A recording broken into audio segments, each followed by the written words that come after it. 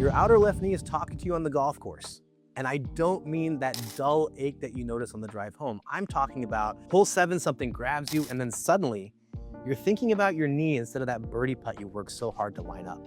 And that is a problem. And today, I'm going to tell you exactly what it's saying, what it means, and what you can do about it. My name is Dr. Gayan Poovendran. Over the last 15 years, I've helped thousands of golfers eliminate their knee pain without having to resort to surgery. I am a medical doctor specialized in regenerative medicine and sports medicine, and I work exclusively with people who take their performance seriously. I also play golf. Well, not well, and not as often as I'd like, but enough to know exactly what it feels like when something on your body starts pulling your focus away from the game.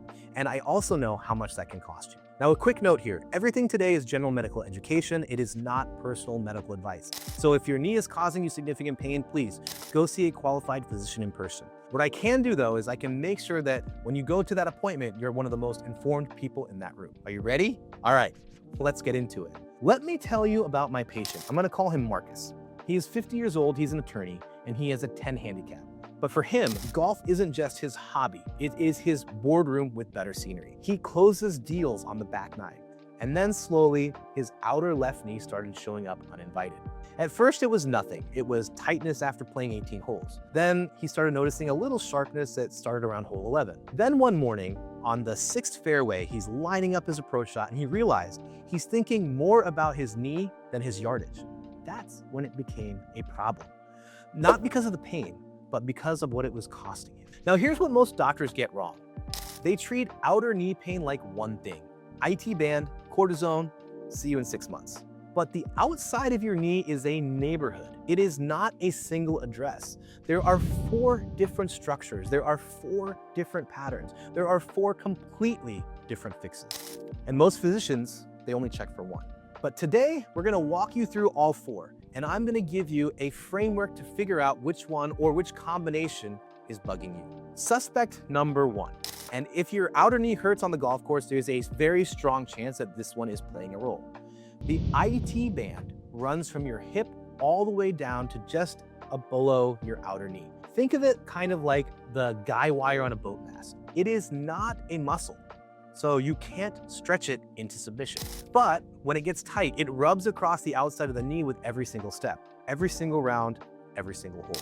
Now in the golf swing, your lead leg drives hard into the ground on the downswing and the follow through. When your glutes aren't firing properly, that repeated loading ends up putting relentless friction on the ITband. The root cause is almost always starting at the hip, not the knee. So what does ITband feel like? Well, people complain of sharp, burning pain on the outside of their knee on the surface level, not something deep down inside. They'll complain that it's worse going downhill between holes. Sometimes it'll disappear when you stop, but it'll come roaring back when you start moving again. Marcus described it to me as someone pressing a hot thumb into the side of his knee. That is a classic ITband. So here's your fix, and this is where that resistance band earns its place in your bag, literally.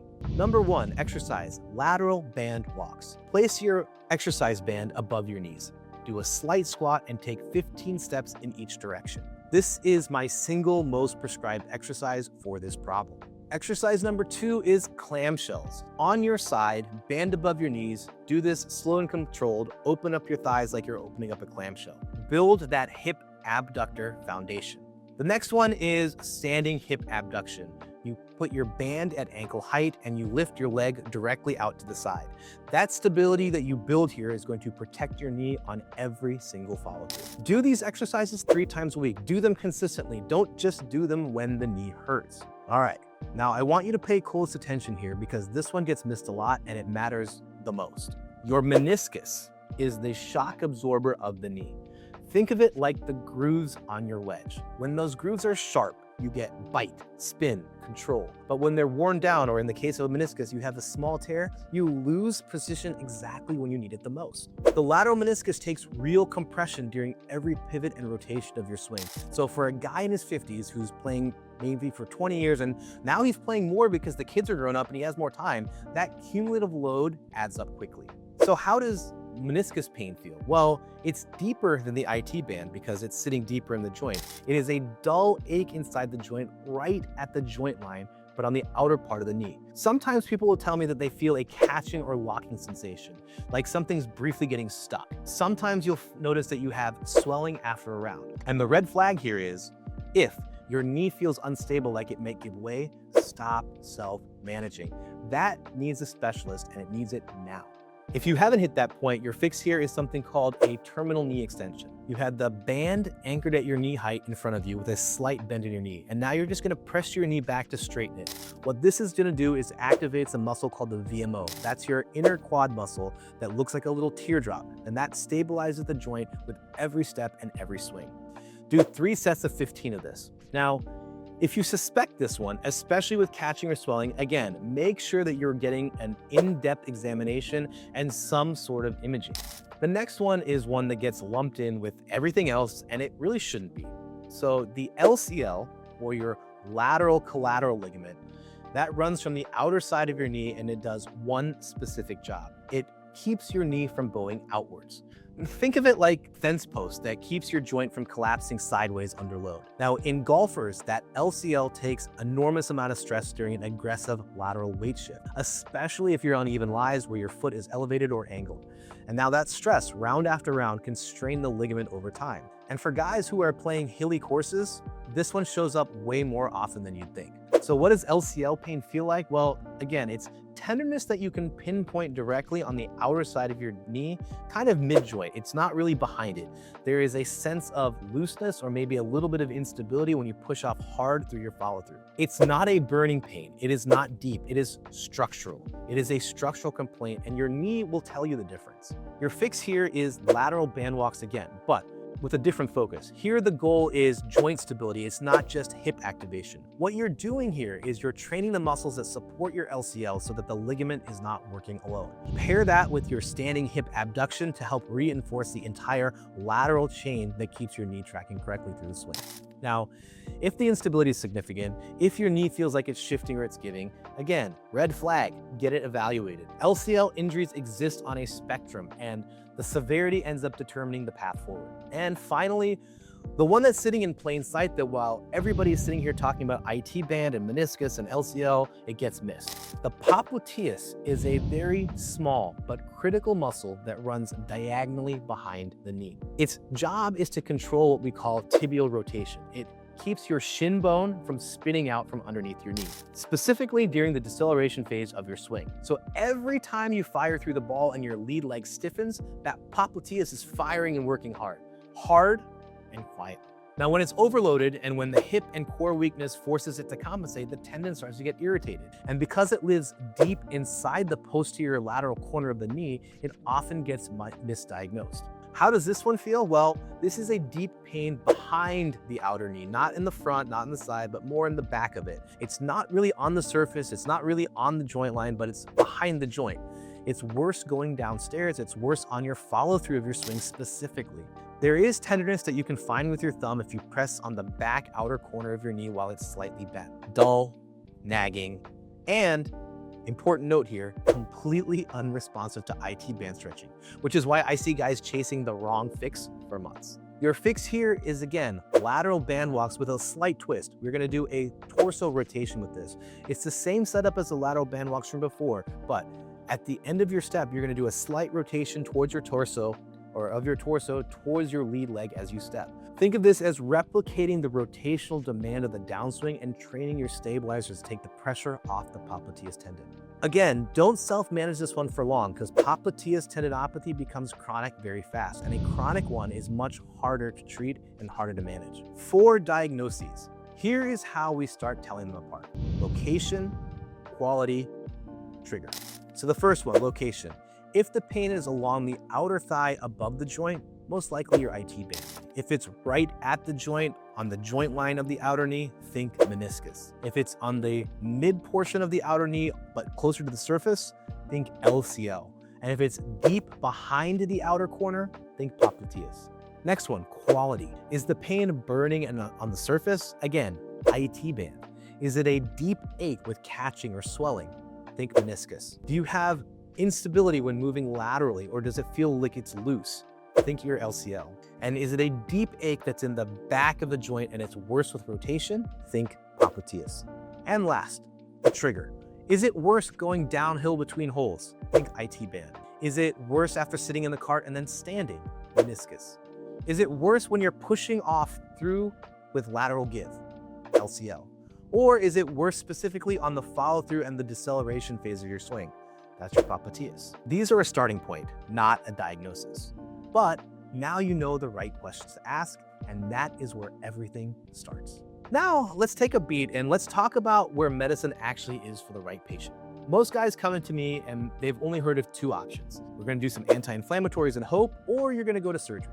But somewhere in the middle, almost every single one of them has been handed a cortisone injection and been sent on their way. Here is what I want you to understand about cortisone injections. It is not a treatment. It is a pause button. It does reduce inflammation in the short term, and for some people in the right situation, that window of relief has value. But cortisone does not repair the tissue. It does not slow down the progression of cartilage breakdown. And repeated injections? Well, the research is increasingly clear that over time, cortisone can actually accelerate cartilage degradation, the very thing that you're trying to protect. So, when a doctor offers you a cortisone shot as the answer, not as a bridge, not as part of a broader plan, but as the answer, that is a conversation worth pushing back on. Because there is a better middle ground. And it's one that many patients had never heard about, but it is becoming more popular. Regenerative medicine options like PRP or platelet-rich plasma, they work differently. So instead of suppressing your body's response, we're using your own biology to drive a repair response. We're drawing from your own blood. We're concentrating the growth factors that your tissue needs to heal, and then we are delivering them directly to the source of the problem. We're not just masking pain here, we're addressing the environment that's causing it. Now, think of PRP less like a medical procedure and more like a long-term performance investment. It's the same logic that you apply when you get a custom-fit driver or a custom-fit set of clubs, or when you get a golf lesson with a world-class instructor. The return isn't instant, but it does compound, and it doesn't come with a ceiling on how many times you can do it before it starts working against you or starts harming you. Now, I do want to be honest with you because that's the only way this works. Regenerative medicine is not a guarantee. It is not the right fit for every diagnosis or every severity. Conservative care, physical therapy, resistance training, load management, swing corrections, all the things that I just talked about, they are still the foundation for a meaningful percentage of the men that I see. And for a lot of them, it's all that they need. But for the right patient who has done the work and has still struggled and needs the next level of support, regenerative medicine is where I would want to be. It's a long way away from a cortisone shot and a handshake and a pamphlet. Now, in future episodes, we are going to dive deep into the full regenerative medicine toolbook, what qualifies you, what the procedures actually involve, and what a realistic outcome is going to look like. That is coming, so make sure that you're subscribed so that you don't miss it. But what about Marcus? So let's talk about it. So we identified in Marcus lateral meniscus tearing with an ITband irritation. It's a combination that is actually way more common than people think. What I did was we got him set up with a specialized golf-specific physical therapist who structured a rehabilitation program for him, worked on his hip strengthening, and gave him 2 small adjustments to his trail leg setup at his address. Now, he's back on the course. He's closing deals on the back 9, and his knee doesn't get a vote on his boardroom anymore. Now, here are your 5 takeaways from today. Number 1. The outside of your knee, again, it's a neighborhood. It's not just one diagnosis. It's 4 structures, 4 patterns, 4 fixes. Most doctors are really just looking for one. Number 2, weak hips are almost always part of the story. Your resistance band is injury insurance. Use it before you need it. Number 3, remember location, quality, trigger. Surface burn above the joint is ITband. Deep ache with catching is meniscus. Lateral instability middle of the joint is LCL. Deep pain in the back of your knee, especially with the follow-through, Popliteus. Number 4, swelling, locking, instability. Stop self-managing. Get to the doctor's office. And 5, most importantly, there is a wide spectrum between pushing through it and surgery. The right physician walks you through every single option. Make sure you're seeing someone who knows the whole neighborhood. Now, I do have one ask today. Please drop me a comment below on where your knee hurts. Is it on the inside? Is it on the outside? Is it the front? Is it the back? I'm reading every single comment, and your answer might just become the next video. Now, if this video helped, hit subscribe. I am just getting started. I'm Dr. Gayan Poovendran. Those bucket list courses aren't going to play themselves. Take care of your knee, and I'll see you pain-free on the fairway.